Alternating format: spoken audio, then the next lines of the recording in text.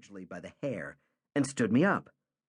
I remember him saying, "Look at that! Look what you did!"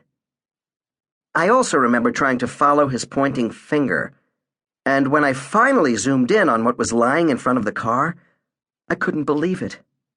There was a detached head about 10 feet in front of the bumper.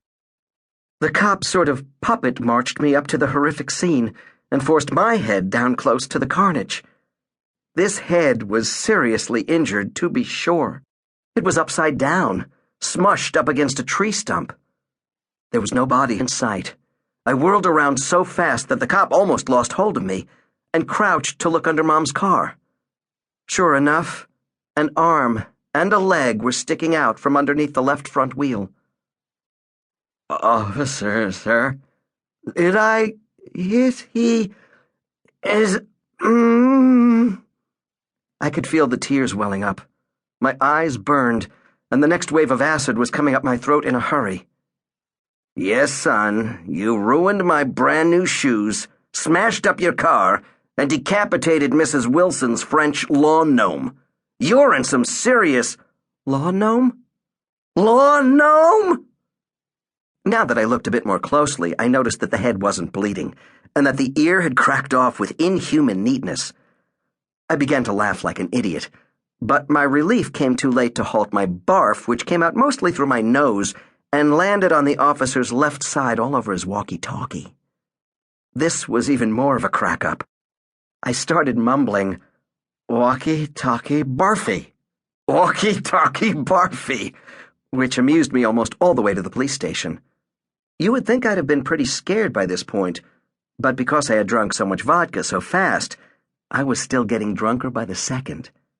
Even with my hands cuffed behind my back, and the cuffs were really tight, because the officer hadn't been enjoying me much so far, I was like a little one-man house party in the back seat of the cruiser.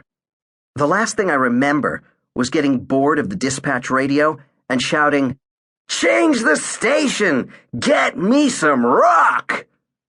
Then the car turned a sharp corner, and the window was tilting and rushing toward my face. You know what must really be a highlight of being a desk cop? Processing the arrests of drunk people. After several of my new pals in blue dragged me semi-conscious, I was semi-conscious, they were pretty alert, into the station, they left me cuffed to a scuffed-up old wooden seat across from some old guy with a badge. I decided his name was Sarge.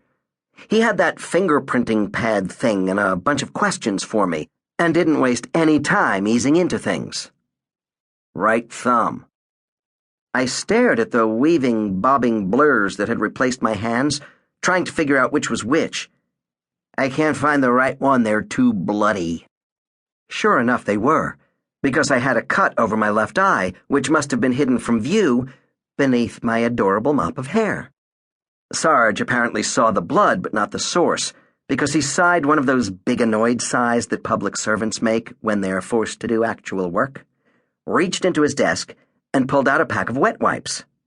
"Geez, you must have really banged your nose. Get your hands cleaned up, kid.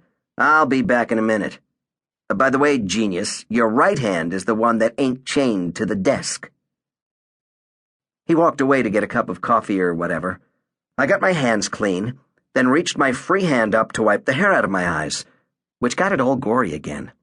I repeated this at least 3 times, creating an impressive pile of crumbled, deep pink-stained wipes. Then I got the Marvy idea that maybe I could just wipe the blood off my head first. I pushed my hair all the way up off my forehead. The alcohol-soaked wipe touched my wound, and I sobered up real fast, just as Sarge was putting his cup of steaming liquid on the desk blotter. "Ow!" I screamed. Up I jumped. Up jumped my arm. Up jumped the handcuff. Up jumped the desk. Up flew the coffee. "Oh!" screamed Sarge. Sarge was wet. Eventually, the sodden mass of paper, blood, wipes, and coffee was disposed of by a guy in rubber gloves. Sarge found a new pair of pants and came back.